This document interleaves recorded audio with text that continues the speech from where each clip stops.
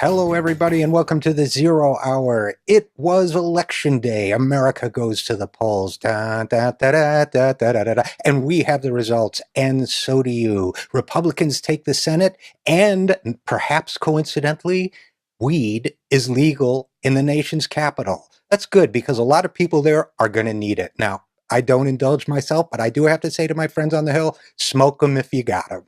Unless, of course, you find that you are powerless over substances of that nature and they make your life unmanageable, in which case, contact me after the program, as I have some friends there who might be able to do you quite a bit of good. But now we are dealing with what doctors would call the sequelae of the phenomenon that caused America to vote so overwhelmingly for Republicans this time around. They basically said to the governments of our states as well as our nation's capital, we don't think government is doing enough to help us out, so we're going to vote in the party that thinks that government should do nothing to help us out. Now, that may sound irrational, but the fact is there's an underlying logic to it. And the logic says this: if you refuse to present me with an agenda which tells me that you understand my problems and are willing to fix my problems, I, in return, will be unwilling to present you with my vote.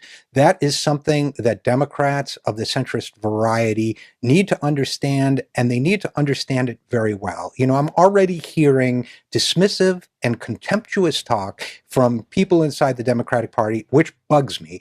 Talk about low information voters. That's the term that gets used a lot. Well, let me tell you something. Every voter in this country is high information on at least one topic, the topic of their own life and what is being done to help or not help them. Right now, what too many Americans see is a government that's not doing enough to create jobs, not doing enough to protect their financial security now and in retirement, not doing enough to correct the wealth inequality that is tearing our economy and our society apart from the inside. So the challenge for independent progressives, of which I consider myself one, is to change the landscape so that there is a party out there that is representing the things that we believe in, the things that we talk about, the things that we stand for. That is what we're up against. Never again, we should vow, never again should we be expected to root, as I found myself rooting one point on election night, for Mary Landrieu to pull it out of and take a victory. That's not what we're about. That's not what we're standing for.